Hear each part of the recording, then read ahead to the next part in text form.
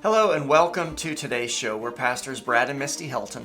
According to the World Health Organization, more than 700,000 people die by suicide every year, which equates to one person taking their own life about every 40 seconds.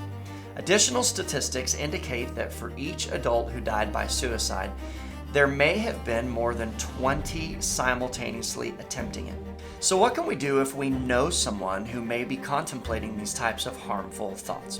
We're going to talk about that today as we share with you 4 things you can do to help your struggling friend. Let's do this.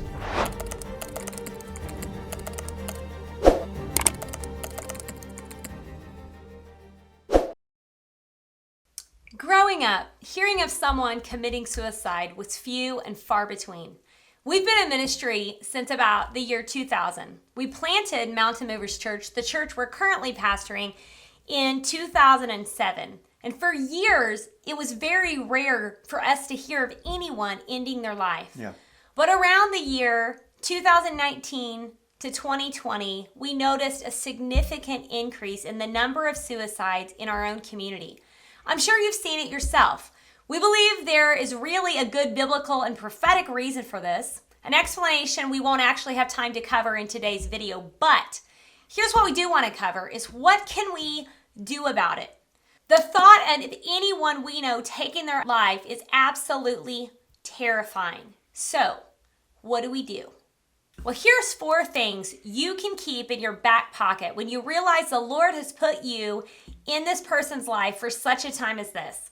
To make these 4 steps even more memorable, we turn them into an acronym, spelling the word HELP. Okay, so step number 1, hone in on the early warning signs. Studies have shown that over 50% of suicide victims sought medical help within the 6 months prior to their death. So most suicidal friends will exhibit warning signs or signals of the intentions that they have. So we know that everyone processes pain differently. You know, some are way more private about their struggles and choose not to be very transparent with others. And in this case, you know, there really isn't anything that you can do. There's not much that you can do about this. So don't beat yourself up if you don't see the early warning signs. Now, if you are privileged, and I say privileged, to see these warning signs, believe this, that God has actually chosen you for such a time as this, to be in this person's life, in this particular chapter of their life. Know that you have been given the opportunity to be a real friend and a confidant in this season. You can be the life-saving resource that your friend actually needs in their current time of trouble. Scripture says, from the abundance of the heart, the mouth speaks. So what does that mean? If anyone actually says something from their mouth, they typically mean it, or at least there has to be some form of truth to what they're sharing because it's from their heart, or at least it's from their perspective. So if your friend or family member, coworker, says something casually, or maybe even jokingly, or especially in a moment of pressure or pain, take that as your warning sign that they may want to take their own life. Don't discount it. Don't sweep it under the rug. Don't miss your opportunity to be a life-giving source of rescue for a friend. Hone in on those potential warning signs and don't be at all afraid to ask the question, are you thinking about suicide? This speaks volume and communicates that you are open to talking about it. Okay, so step number 2. Empathy goes a really long way. One of the most essential things you can do if you have a friend who is struggling with these issues is found in Proverbs chapter 17, verse 17. And it says this, a friend loves at all times. At all times. Inconvenient times? Yes. Right. At all times. So listen, give your friend the permission to tell you about their pain that they're experiencing. Start asking the tough questions like, what's going on? How do you hurt? How can I help? I know it may be hard, it may be uncomfortable, but you got to realize God put you in their life at that very moment. Take them and their answers very seriously and don't minimize the significance of their situation, regardless of how young they are, especially if they indicate to you that they're experiencing those suicidal thoughts. What a person who's struggling with suicidal thoughts often needs is just someone to listen, to love them without criticizing them or without patronizing them with some empty promises. So try to be very cautious to never promise to keep this a secret. Guys, this could be life or death, right? We're going to talk about that more in step number 4. All right. So step number 3 is look for their reasons to keep living. Yes. So as you're listening to their troubles and you begin to understand their reason for wanting to end their life, also pay really close attention to any reasons they may want to give to continue living. Both reasons are really important when they're telling you what's going on. You might even just ask them what they value most out of their own life. And what is one thing that would keep you here on this earth? Is it, your kids, your family, the ability to make a difference? Let them tell you what is really important and meaningful to them.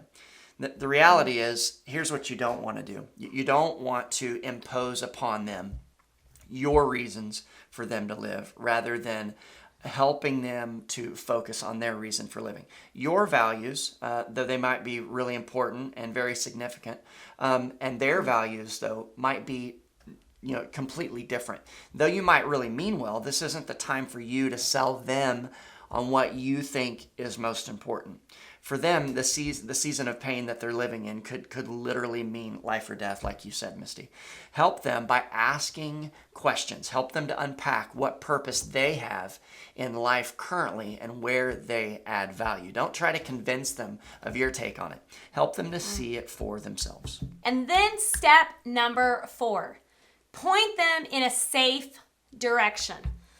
Once you've done this deep dive conversation and you've determined they are suicidal and these are the thoughts they're really having in their mind, it's important to ask a few additional questions, okay? So like, how serious are you about this? Do you actually have a plan on how to do it? And I know that's a tough thing to ask, but you need to ask because you really need to understand at that moment where they're at. So the answers to these questions begin to reveal a lot about how serious the situation is. Keeping them safe is really about putting time and distance between them and their chosen method of taking their life. Your objective at this point is to get them connected in some sort of lifelines. So I would say this, if you're a believer, and I would assume you are if you're watching our channel, invite them to church. Yeah. If they aren't currently going anywhere, encourage them to join a small group where they can start to make some friends in the family of God. Even invite them to volunteer at church. I know this seems like this is horrible timing. Why would you do that? But serving in the local church is a great way to get them connected to other believers who are going to add encouragement and support to their life. But also serving is going to help them to identify that they really do have a purpose and a reason for living and that they can be a valuable part of God's kingdom. The other thing that you really need to begin to encourage them is to get professional counseling. Yeah. Guys, this is so important. The majority of us are not professional counselors.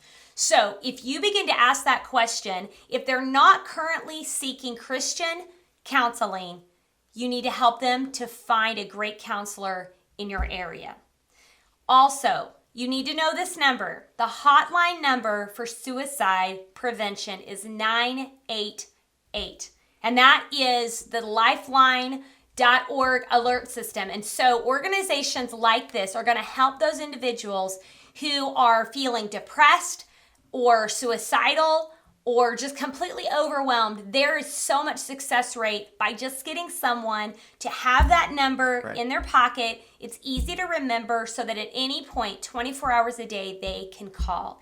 But then make sure to follow up with your friend after you've helped them with those steps above, okay? Be interested in how they're doing. Give them a call. Send them a text. Leave them a message.